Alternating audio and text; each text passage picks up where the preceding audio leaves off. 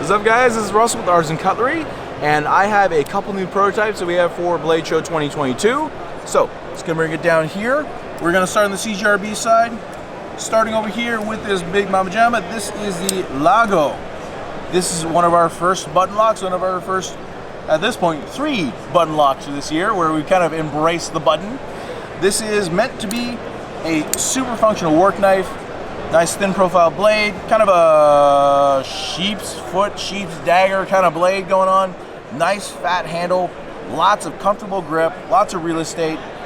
Oversized button for the button lock, just add a bit more, a bit more substance to it.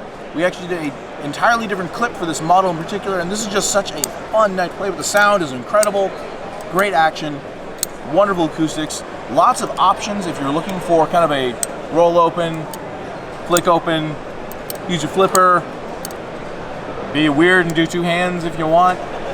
And we are still working on how we're going to do the colors in these models, but we have all kinds of protos in different colors right now. And so far, this has been just such a good knife for people who are looking for a real user. On the flip side of the Lago, which I'm going to put down now, moving over to the Pyrite. This is pure EDC. Super comfortable in hand. Trim, elegant, simple, very, very simple. And I think this really is just hitting just right there for what a lot of people like in their EDC. Kind of did a half choil here, so kind of like a half finger choil, just enough to kind of choke up on. You still get your 3-inch blade.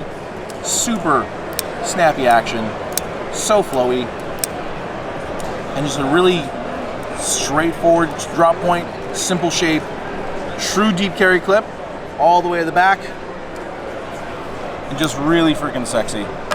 And then we did this one. I'm not sure if we're gonna run this one. This is not tie, it's steel. So this is a full steel version, and with all the cutouts on the inside, it's actually surprisingly light. But just nice in the hand, easy to use, easy to carry.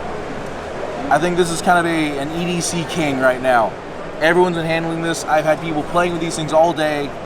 They are just so satisfying and just hit just the right spot. So that is the Pyrite. All right, so the third one that I did not even know existed until yesterday, and Ray is very happy with this. Ray Laconico designed Andromeda. This one is in full tie. We might do a G10, we might do a carbon fiber, we might do my Carter. We're still working on it. Ray, it's kind of up to Ray at this point. This is, I'd hazard to say, probably one of the most tactical models that Ray has done to date. Very fine blade, nice thin point.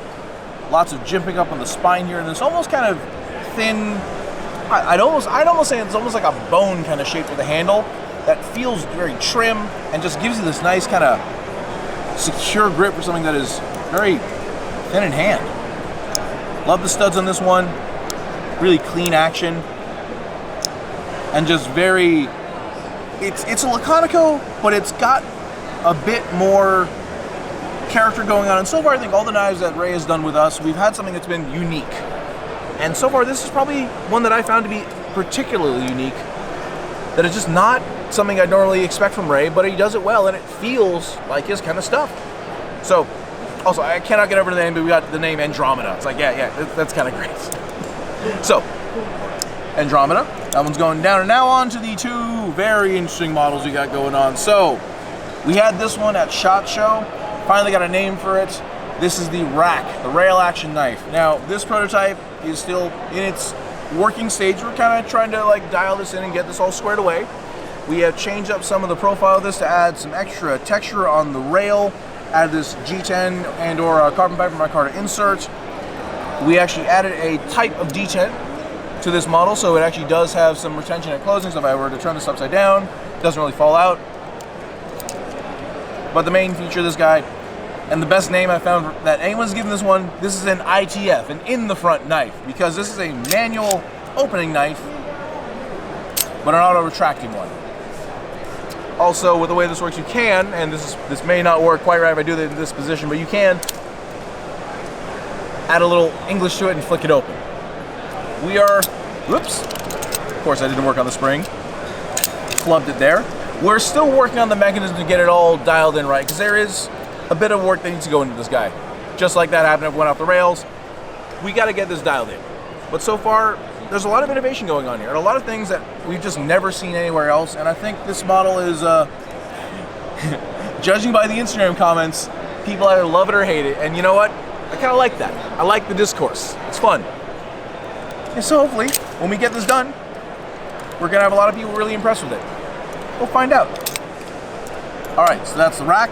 Now on to, oh boy, something from Mr. Joe Flowers. We have been having a great time working with Joe.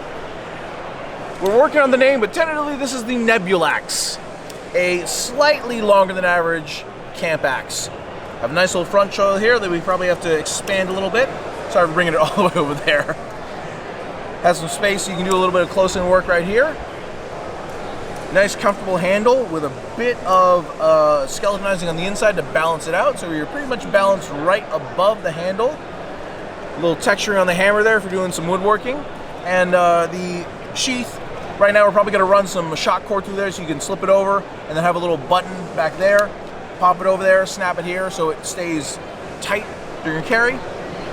But this one is just a lot of fun, and we have never done an axe before, so right now this is a completely unique piece, and so far the weight in hand is just very satisfying.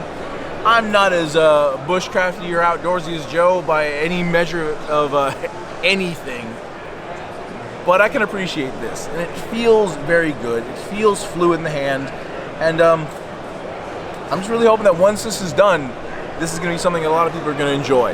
And as this is kind of the first time we're venturing in this territory, well, we might be doing some bigger stuff in the future. So, that is the Nebulax. Tentatively Nebulax. Alright, so moving on to stuff that we currently have released. Let's drop down again to CGRB. This one we had a SHOT Show, but we did some nice modifications to it. This is the Caldera. You have that nice point up there for a finger. Very trim blade, nice and thin behind the edge, really wide. This is kind of our take on a folding Skinner. Lots of space in the handle, big grip, big space. You have your middle finger opening hole, or you can, obviously roll open your thumb. You have your flipper. This is meant for people that are doing work in, mud, grime, dirt, cold. This has a lot of opening options, so if you got gloves on or you're just freezing cold, you can still get this knife open. This is a very nice slicer with how thin it is and how wide the profile is, and just a really good user for someone who wants an outdoor knife that is meant for cutting versus being a heavier user.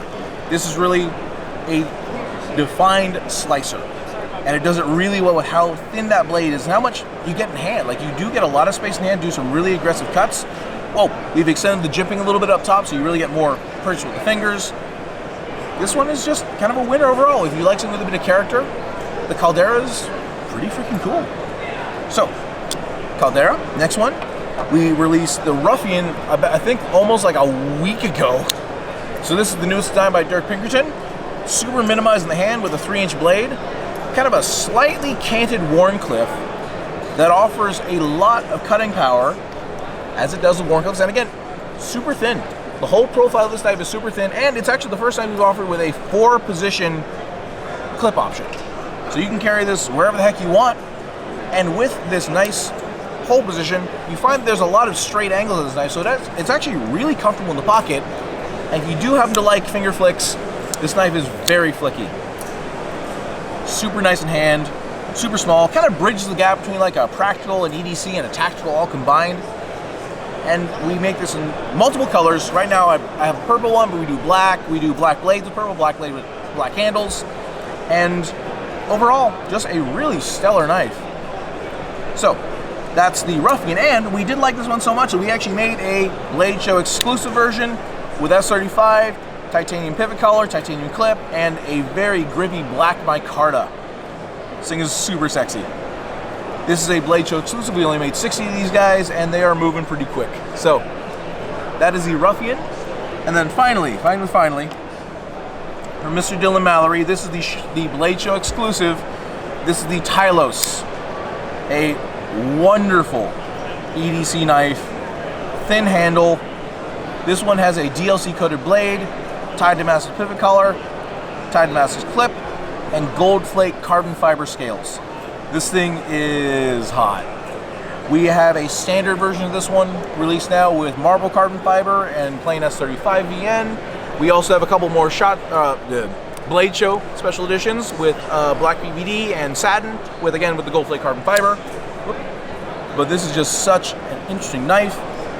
Very thin in hand, very comfortable because of that curvature, but you get a ton of blade. Because if you look at the ratios in this guy, there's almost more blade than handle, but you just barely get it in there. Just enough clearance to get a huge amount of blade in this very comfortable and fairly low profile EDC.